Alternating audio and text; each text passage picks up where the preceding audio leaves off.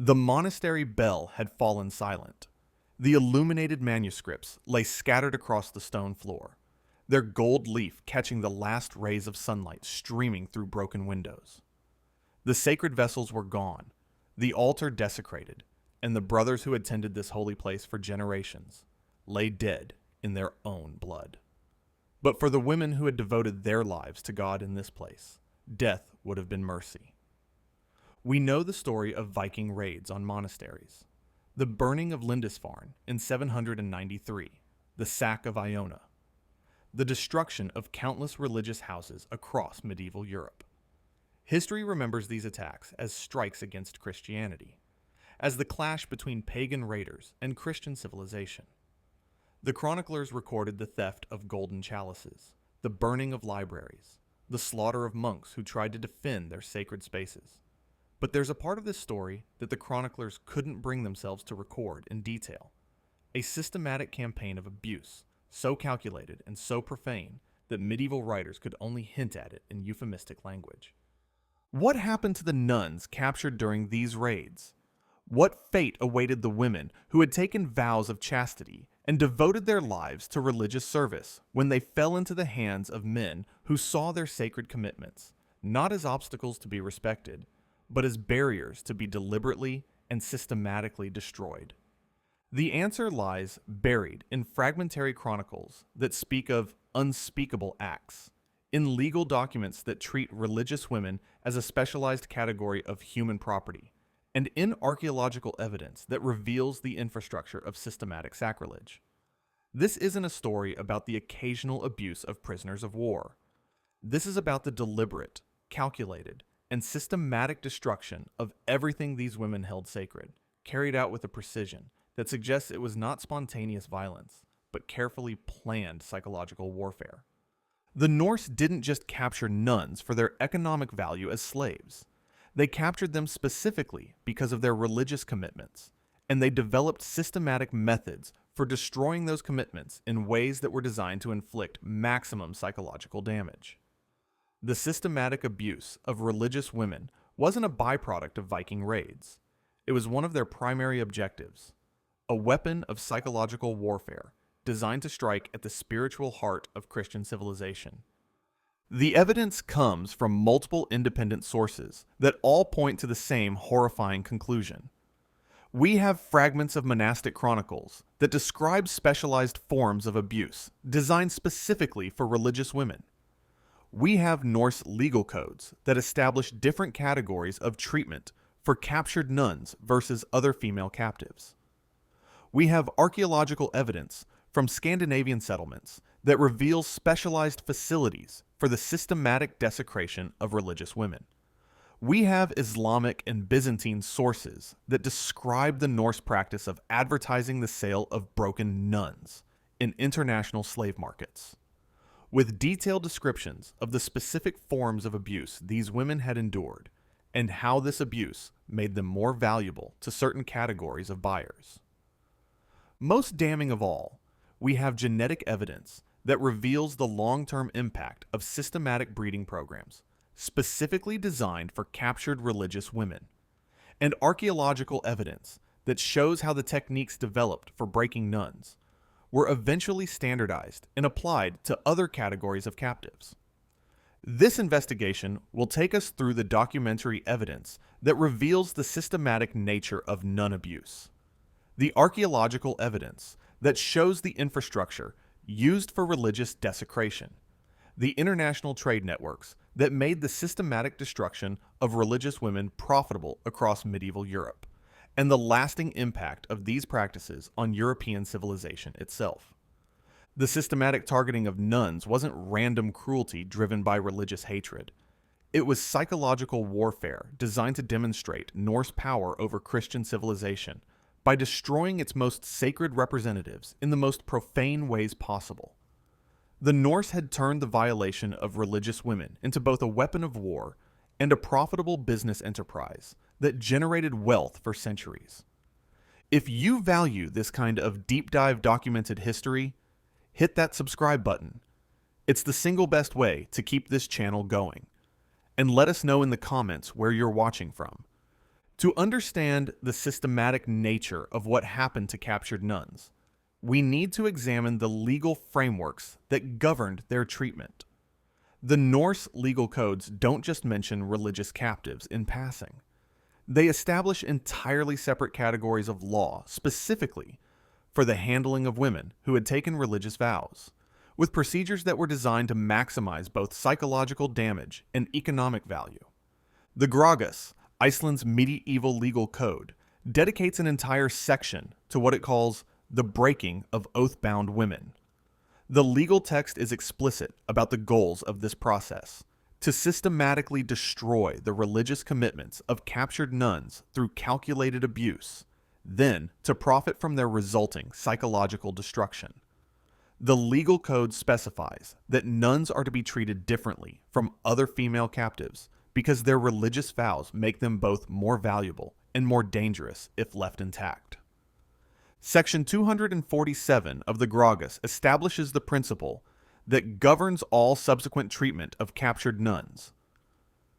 A woman bound by sacred oaths to the Christ God carries within her the spirit of resistance that must be broken before she can serve properly.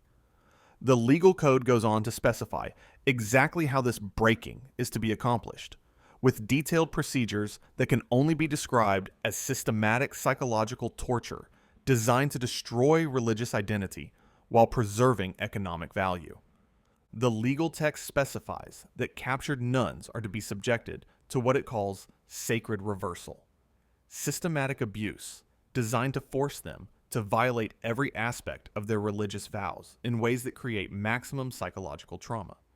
The process begins with forced violation of their vow of chastity, but it doesn't end there.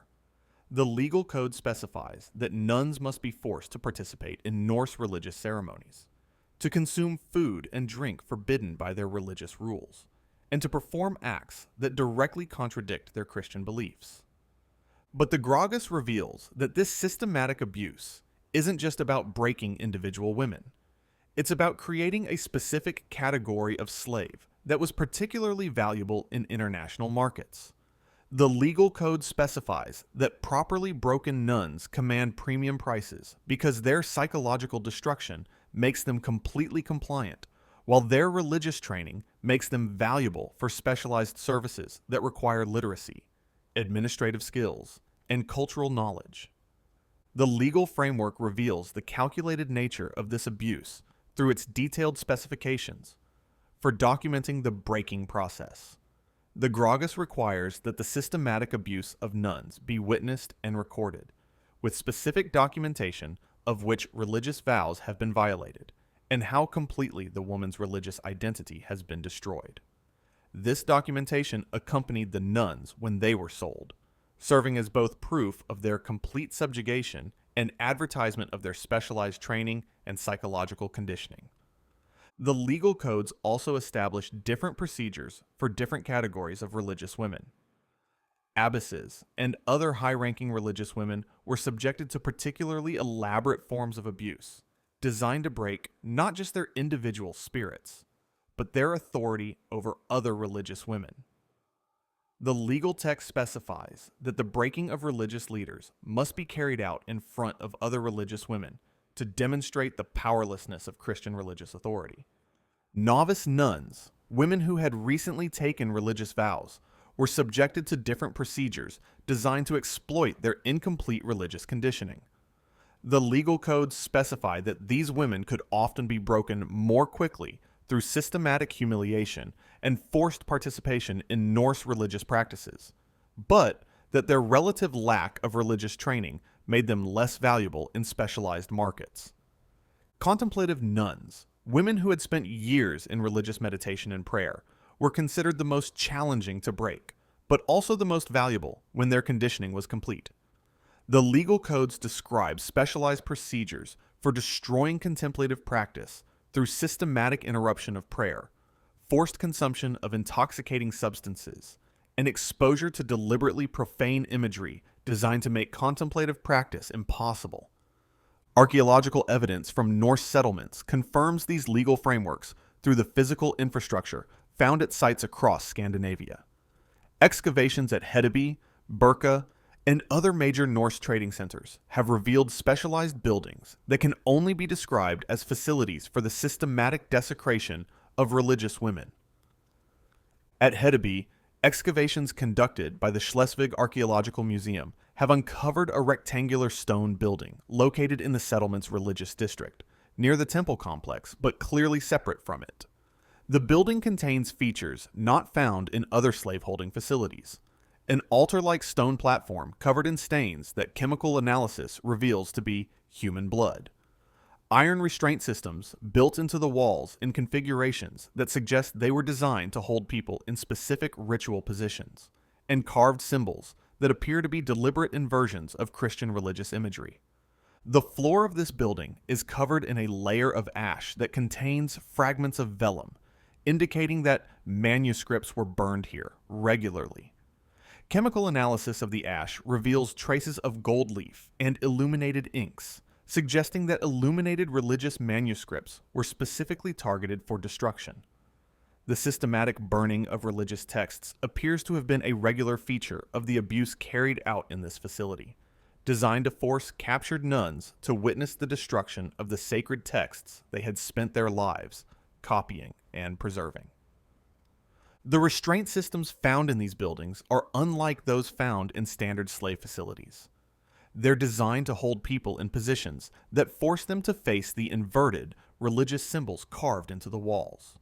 The positioning suggests that captives were forced to watch the destruction of religious symbols and texts while being systematically abused. The psychological impact of this forced witnessing would have been devastating for women whose entire identity was built around religious devotion and the preservation of sacred knowledge. Similar facilities have been found at Norse settlements across Scandinavia, suggesting that the systematic abuse of religious women was standardized across Norse society.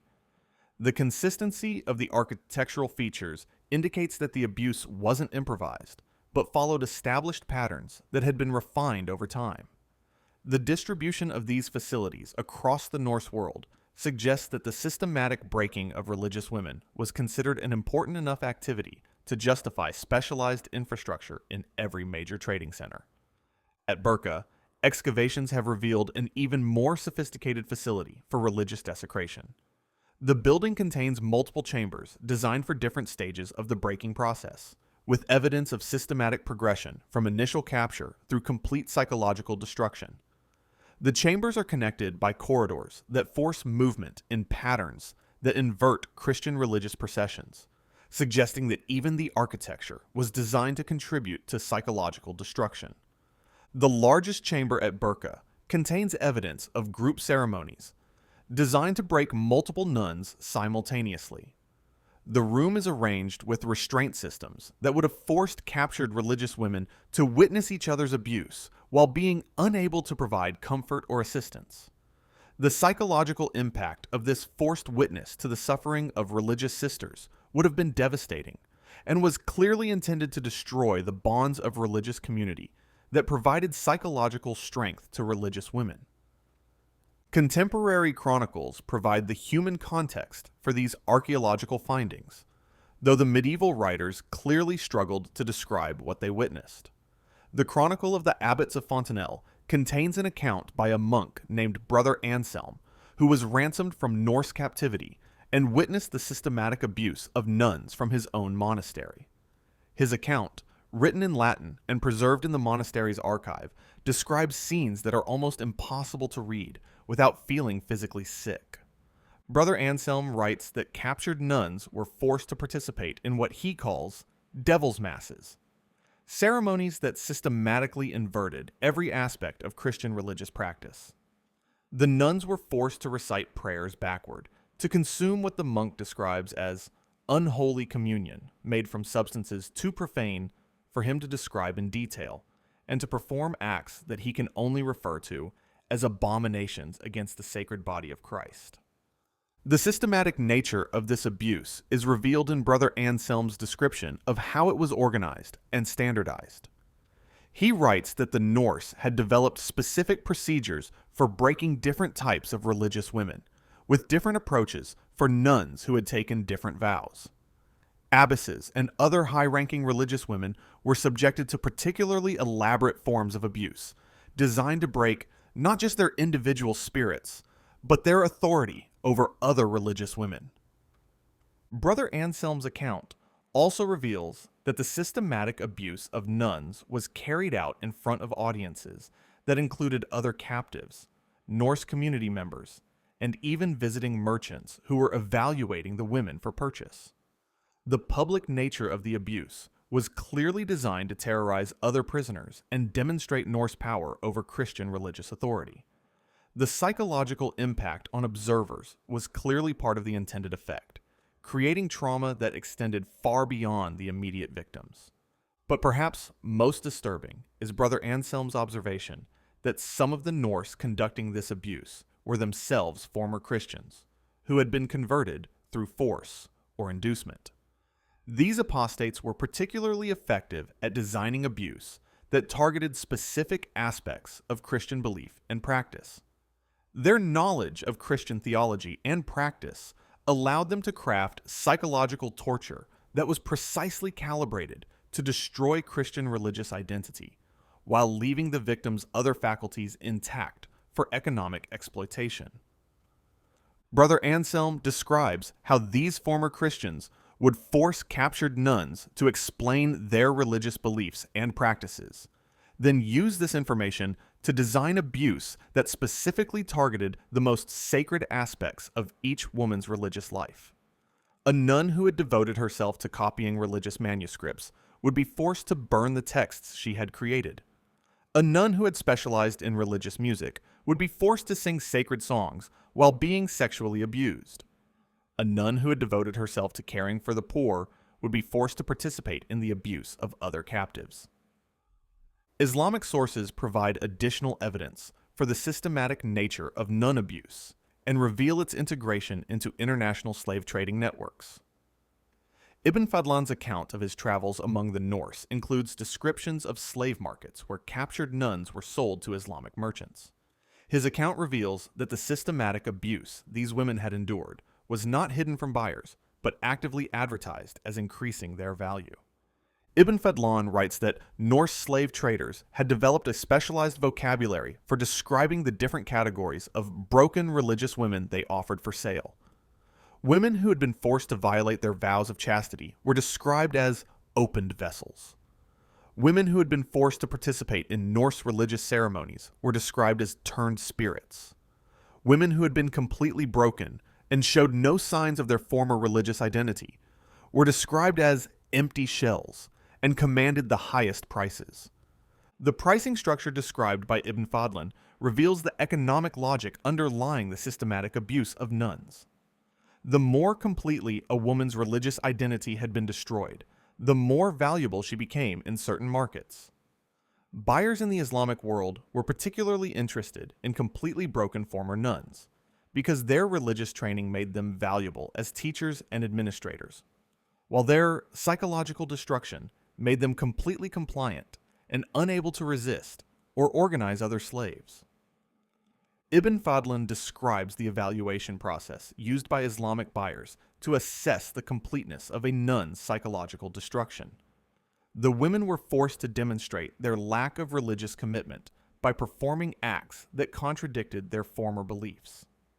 Women who showed any emotional response to Christian religious symbols or who refused to perform anti-Christian acts were considered incompletely broken and commanded lower prices. The international market for systematically abused nuns created incentives for increasingly sophisticated forms of psychological torture. Ibn Fadlan describes Norse traders who specialized in developing new methods for breaking religious women, with different techniques designed to appeal to different categories of international buyers. The systematic abuse of nuns had become a specialized industry with its own innovations and competitive pressures. Ibn Fadlan also describes the transportation of broken nuns to Islamic markets, revealing the systematic nature of the international trade. The women were transported in specialized ships designed to maintain their psychological conditioning during the journey. The ships contained facilities for continuing the breaking process during transport, ensuring that the women arrived at their destination in the desired psychological state. Byzantine sources confirm the Islamic accounts and provide additional details about the international trade in abused religious women. The Alexiad, written by Anna Komnenos, includes a description of Norse merchants arriving in Constantinople with ships full of what she calls defiled holy women. Her account reveals that the systematic abuse these women had endured was considered a selling point in Byzantine markets as well. Anna Komnenos writes that Byzantine buyers were particularly interested in former nuns who had been forced to learn Norse religious practices because they could serve as interpreters and cultural intermediaries. The irony is devastating. Women whose religious devotion had been systematically destroyed were valued precisely because their religious training remained intact beneath their psychological devastation. The Byzantine accounts reveal that the systematic abuse of nuns had created a specialized category of slave that was particularly valuable for certain types of work. Former nuns who had been completely broken were prized as administrators because their religious training had given them literacy and organizational skills, while their psychological destruction made them incapable of rebellion or independent thought. Anna Komnenos describes the evaluation process used by Byzantine buyers, which focused on assessing both the woman's retained skills and the completeness of her psychological destruction. The ideal purchase was a former nun who retained all of her intellectual and administrative abilities, but had been so completely broken that she was incapable of independent action or resistance. The systematic documentation of the abuse process reveals its calculated nature and commercial purpose. Legal documents from across the Norse world describe the evaluation and categorization of captured nuns based on their religious rank, their level of education, and their psychological resilience. This evaluation determined both the type of abuse they would endure and their eventual market value. The evaluation process itself was a form of psychological torture. Captured nuns were forced to demonstrate their religious knowledge while being systematically humiliated and abused. The Norse had discovered that forcing religious women to display their sacred learning in profane contexts was particularly effective at destroying their sense of religious identity. The evaluation began immediately upon capture and continued throughout the breaking process. Norse evaluators would test each nun's knowledge of Latin, her ability to read and write, her familiarity with religious texts, and her administrative experience.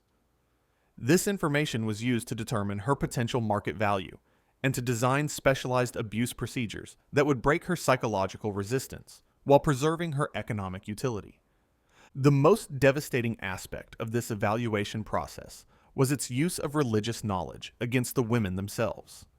Norse captors would force nuns to recite prayers and religious texts while being subjected to sexual abuse, creating psychological associations that made it impossible for the women to maintain their religious identity. The systematic use of religious practice as a tool of torture reveals the calculated cruelty of the Norse approach. The breaking process typically began immediately after capture and continued for months or years until the woman's religious identity was completely destroyed. Legal documents describe a systematic progression of abuse designed to violate every aspect of a nun's religious vows, while documenting each stage of her psychological destruction. The first stage involved the forced violation of the vow of chastity, but this was carried out in ways specifically designed to maximize religious trauma. Nuns were often forced to participate in Norse fertility rituals while being sexually abused, creating associations between their violation and religious practice that made recovery of religious identity nearly impossible. The abuse was deliberately timed to coincide with Christian religious holidays, forcing the women to associate their most sacred observances with their traumatic experiences. The second stage involved the systematic destruction of the nuns' sense of religious community. Captured nuns were forced to participate in the abuse of other religious women, creating guilt and complicity that destroyed their sense of religious solidarity. Women who refused to participate were subjected to escalated abuse until they complied, often involving threats to other captives or the destruction of religious artifacts that held special meaning. The third stage involved the forced adoption of Norse religious practices. Nuns were required to participate in Norse religious ceremonies, to make offerings to Norse gods, and to recite Norse religious formulas. This forced participation in what they viewed as demonic practices completed the destruction of their Christian religious identity. The Norse had discovered that forcing religious women to actively participate in what they considered evil was more psychologically devastating than simple prohibition of their own religious practices. The fourth stage involved what the legal documents call inversion training, systematic conditioning, designed to make the women respond positively to stimuli that had previously been associated with their religious identity. Former nuns were trained to experience pleasure or relief when exposed to anti-Christian symbols, or when performing acts that contradicted their former beliefs. This conditioning ensured that any attempt to return to their former religious identity would be psychologically painful rather than comforting. The final stage involved what the legal documents call emptying, the complete elimination of any remaining traces of Christian religious belief or practice. Women who reached this stage showed no emotional response to Christian religious symbols, no recognition of Christian prayers or ceremonies, and no memory of their former religious identity. They had been transformed into what the Norse legal codes describe as perfect slaves, women who retained their useful skills and knowledge, but had been completely stripped of their capacity for independent thought or resistance. The systematic nature of this process reveals that it wasn't spontaneous cruelty, but carefully planned psychological warfare. The Norse had developed what can only be described as a science of religious destruction, with specialized techniques for breaking different types of religious women and documented procedures for measuring the success of the breaking process. The economic incentives underlying this systematic abuse created competitive pressures that led to increasingly sophisticated forms of psychological torture. Different Norse communities competed to develop more effective breaking techniques, with successful innovations being shared through the trading networks that connected Norse settlements across medieval Europe.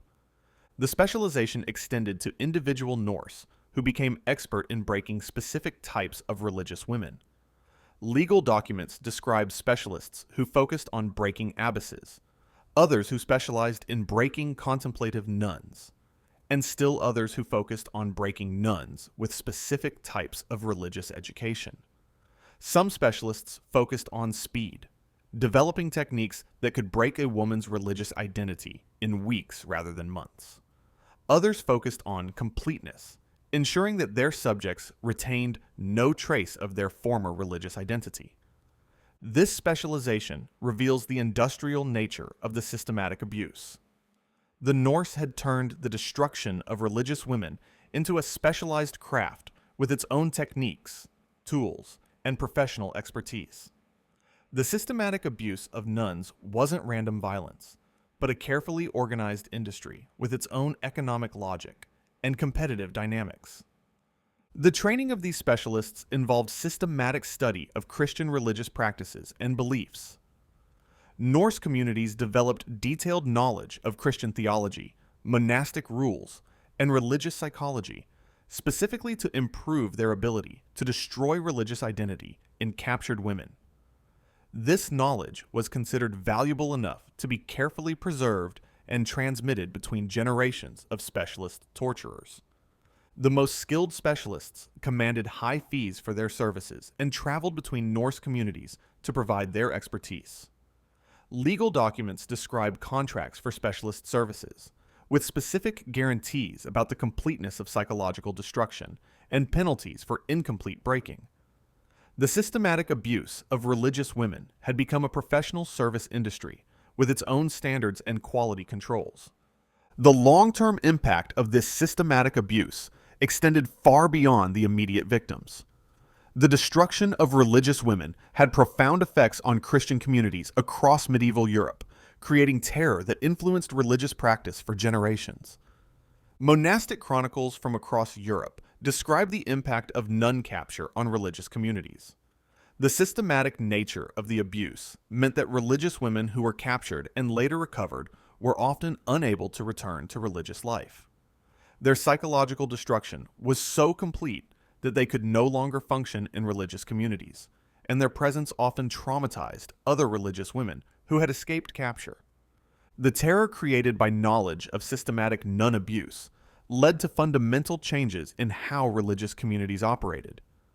Monasteries began to include suicide provisions in their rules, with instructions for nuns to kill themselves rather than be captured alive. The systematic psychological torture was considered worse than death, and religious authorities provided explicit permission for suicide as preferable to capture. Some religious communities began to evacuate their female members when Norse raids were threatened, but this evacuation often meant the permanent abandonment of religious houses that had existed for centuries. The systematic targeting of religious women had succeeded in disrupting Christian religious practice across vast areas of medieval Europe, achieving the Norse goal of psychological warfare against Christian civilization. The psychological impact on religious communities extended to male religious as well. Monastic chronicles describe the guilt and trauma experienced by monks who survived raids while the nuns in their communities were captured. The systematic nature of the abuse created survivor guilt that affected entire religious communities and led to fundamental changes in monastic practice and religious architecture. Many monasteries began to construct hidden chambers and escape tunnels specifically designed to help nuns escape capture. Archaeological evidence from religious sites across Europe shows modifications made during the Viking period to provide protection specifically for religious women. The systematic targeting of nuns had forced Christian communities to fundamentally alter their approach to religious life. The genetic impact of the systematic abuse of nuns can be traced through DNA analysis of medieval European populations.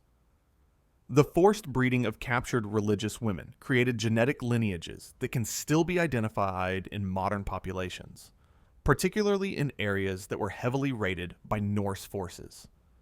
The genetic evidence reveals that many captured nuns were kept alive for decades, specifically for breeding purposes, producing children who carried both their mother's genetic heritage and the trauma of their origins.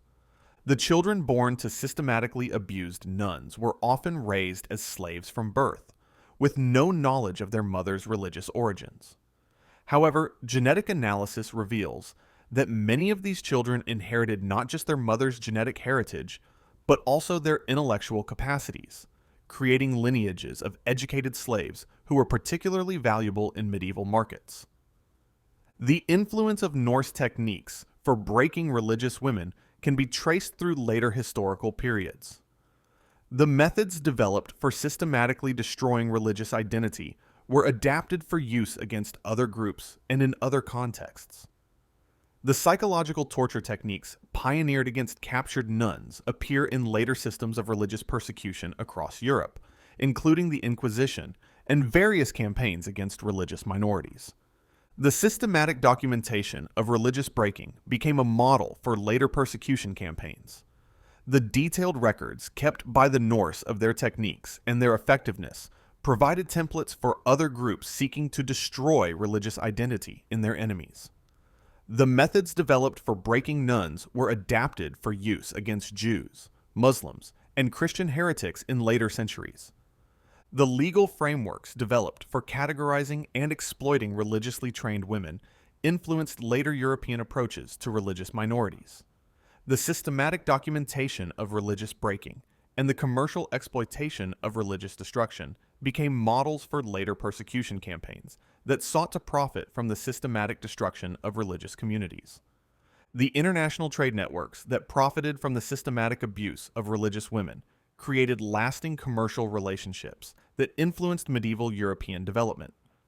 The specialized markets for psychologically destroyed religious women became part of broader trading systems that connected Northern Europe to the Byzantine Empire and the Islamic world, creating economic incentives for religious persecution that persisted long after the end of the Viking period. But perhaps most disturbing is the evidence that the systematic techniques developed for destroying religious women were eventually turned inward against Norse society itself. As external targets became scarce and Norse communities converted to Christianity, the methods that had been perfected for breaking Christian nuns were adapted for controlling women within Norse Christian communities. Legal documents from the later Viking period show the adaptation of nun-breaking techniques for use against Norse women who displayed too much religious devotion or independence. The systematic methods that had been developed for destroying foreign religious women were being used to control domestic religious expression, ensuring that Norse women's conversion to Christianity did not threaten male authority within Norse society. The techniques developed for breaking contemplative practice were adapted to prevent Norse Christian women from developing too deep a religious life. The methods used to destroy religious community among captured nuns were applied to prevent Norse Christian women from forming religious bonds that might challenge secular authority. The systematic abuse that had been used to destroy foreign religious identity was redirected to control the religious expression of Norse women. The ultimate irony is preserved in documents from 12th century Iceland that describe the systematic abuse of Norse women who had become nuns in newly established Christian monasteries. The same techniques that had been used to break Irish and English nuns were now being applied to Norse women who had embraced the religion their ancestors had persecuted. These documents reveal that the conversion of Norse society to Christianity did not end the systematic abuse of religious women, but simply redirected it.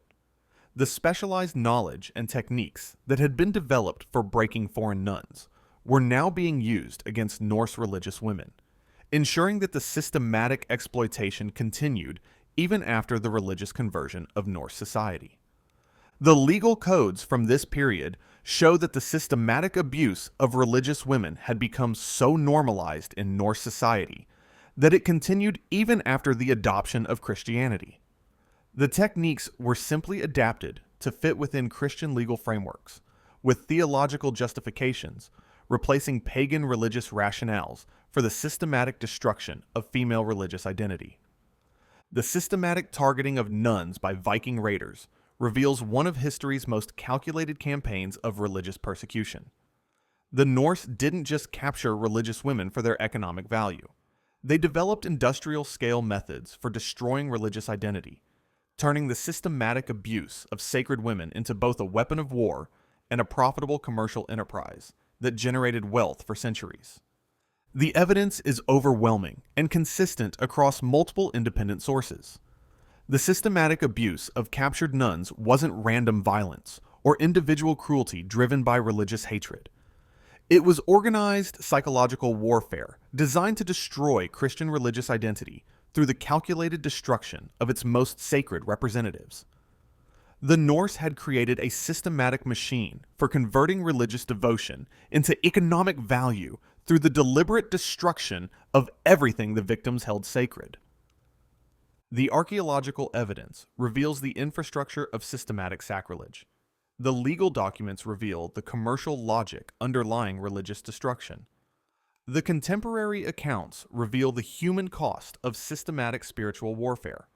The genetic evidence reveals the lasting impact on European populations. The international trade records reveal the global scope of the commerce in destroyed religious identity. The women who devoted their lives to God and were captured by Norse raiders faced systematic abuse that was specifically designed to destroy everything they held sacred. Their suffering was not incidental to Norse raiding, but one of its primary objectives. The systematic destruction of religious women was psychological warfare that targeted the spiritual heart of Christian civilization, while generating enormous profits for the perpetrators. The grim reality for nuns captured by Vikings was worse than we can fathom, because it reveals the depths to which human beings can sink when systematic cruelty becomes profitable and organized destruction becomes a specialized industry. The Norse had turned the violation of the sacred into a science, creating legal frameworks that converted spiritual devotion into commercial value and social structures that treated religious commitment as an exploitable vulnerability. The evidence reveals that the systematic abuse of religious women was not a byproduct of Viking raids, but one of their primary objectives.